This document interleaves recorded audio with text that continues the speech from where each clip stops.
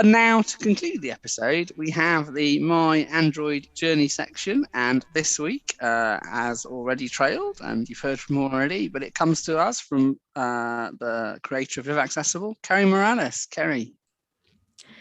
Hey, thanks, Ed. So, wow, my Android journey has been quite interesting. I first of all, I did not even want to have a smartphone. I think that there's actually a lot of us out there who definitely didn't want a smartphone, but I remember all these phones were coming out. My brother got a smartphone. Even my dad had an iPhone, and they were showing it off to me and the family and everybody. And I just looked at it and I'm like, okay, can do all these cool things. That's fine. But what do I need a phone for? What do I need a smartphone for? You have to pay extra for data. You have to, I did not know, or on the Android side, until 4.2.2, you couldn't use magnification. And I didn't want to use a screen reader at that time. And I didn't want to get a smartphone. And I thought, what do I need a phone for? For calling, for messaging.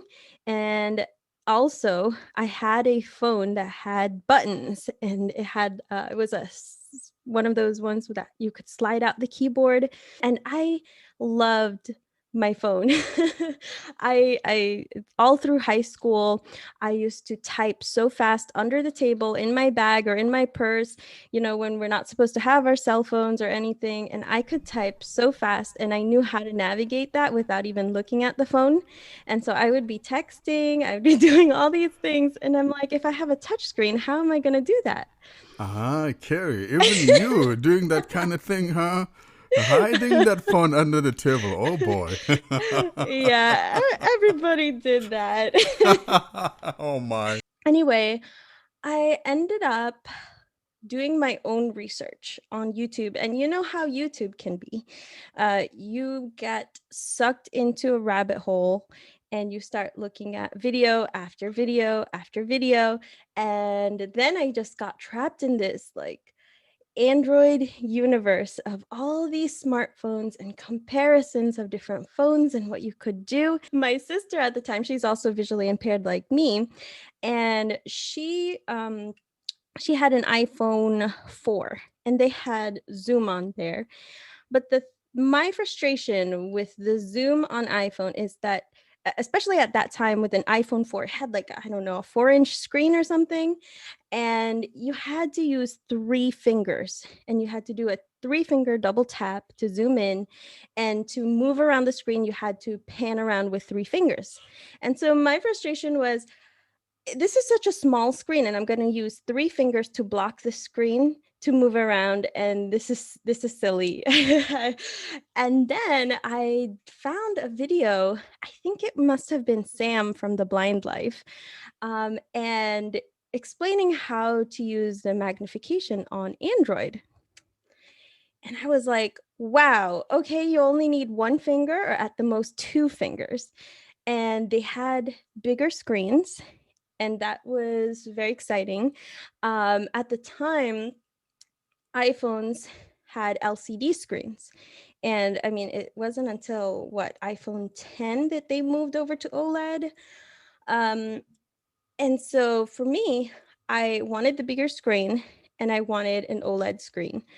It's just so much more contrast. It pops more, the colors pop more. And then if it's black, the actual light is of that pixel is off completely. And it was just a lot easier to see. My mom, a little while ago, had bought a tablet, and it was running Android 4.1. And it did not have the magnification gestures. And I wanted to throw that thing out the window. Because TalkBack, I didn't like it at that time.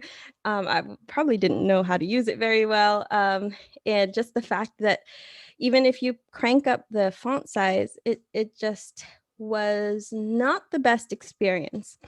And it was just a very cheap tablet that didn't have a good screen either. So we went to Best Buy, And so I just started traveling around the tables, picking up all the phones, back before COVID, long before COVID, where you could actually touch things and pick things up and try them.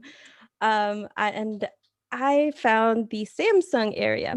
And so I just started picking up all the phones and trying them out. And I fell in love with the Samsung Galaxy S4.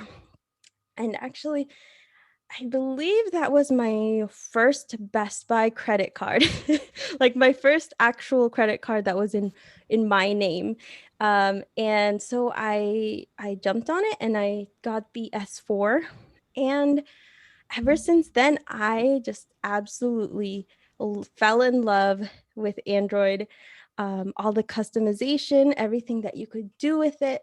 I could change so many things, and there were so many apps that could allow you to make shortcuts. And even if it wasn't built into the system, I just you could find a way to do it. If you could think and imagine something on Android, there's probably an app for it. So I really fell in love with that. And then I moved over to the Samsung Note 4, and it had a stylus. It had quite, a lot of features, and it was one of their top of the line products. And I was so excited because it had a much bigger screen. It was one of the biggest screens in the market. And so as a low vision user, I was like, yes, I love this thing.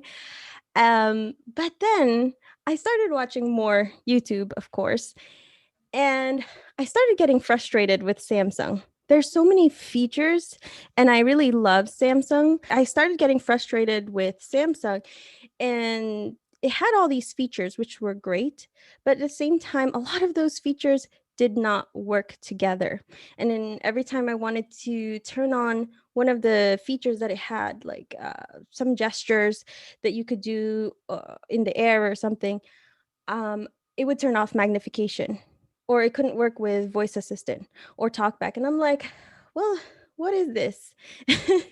And so I ended up doing more research, and I now am much happier with Pixel devices. I mean, I'm not saying that Samsung devices are bad. I know a lot of people with Samsung devices, but I am just really happy with Pixel and how seamless it is, how efficient, and how just it's stock Android. You get all the updates as soon as they happen, and you just get all those new features that Google decides to give Pixel users. So that is my Android journey in a nutshell. And now I am doing videos on YouTube.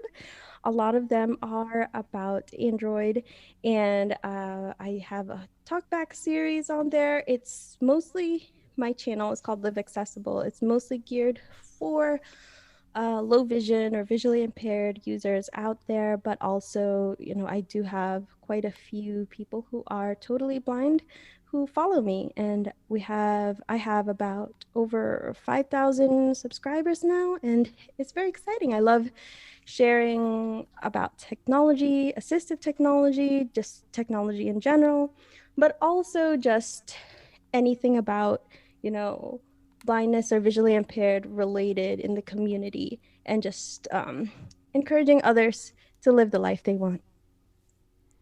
That is wonderful, Carrie. But you know what? You need to tell your sister to come to the right side of things. Oh, she has. She has now. But she's on Samsung, which is good. It's fine. But she, like me, she's visually impaired. So we just love a lot of the Android OLED screens and how big they are now. Apple has started to follow suit. They end up trailing behind, but still, we like the customization and that you can change so many of the features on Android. Great. Yeah. Wonderful. You did a naughty thing though this week, didn't you, Carrie? Don't confess to listeners what that was. Confession time. Don't confess Carrie, to our listeners what you confession.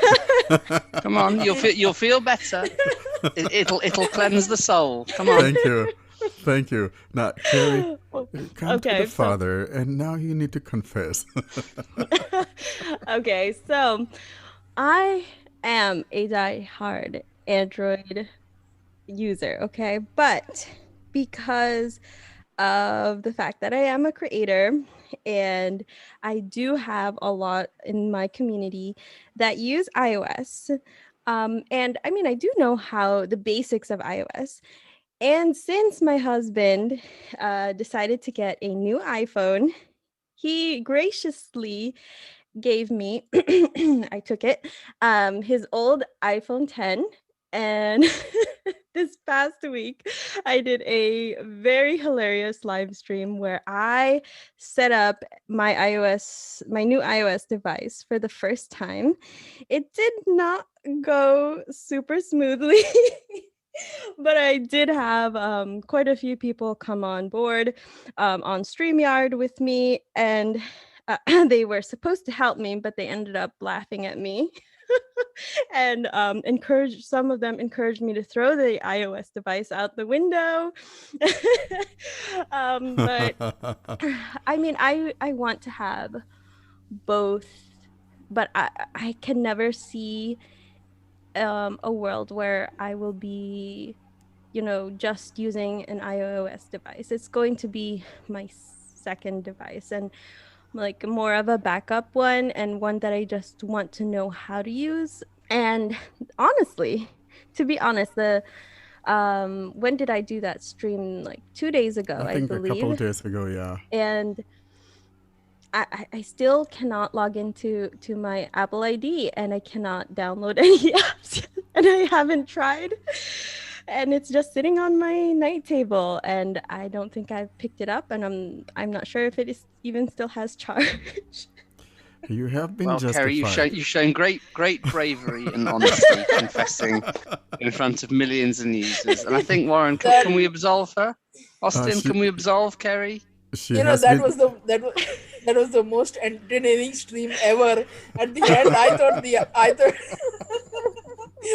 the iPhone was going to fly out of the window. Oh my! At the end of the stream, I really thought that. Oh, yes. Carrie, you have been justified, okay? So, no guilt. You impute that guilt into me, and I'll impute the righteousness of Android. Well, thank you. I'll have to redeem myself somehow. It's very interesting, though. The reception I got was a lot of laughter, but also there were Android users like, I'll never touch an iOS device.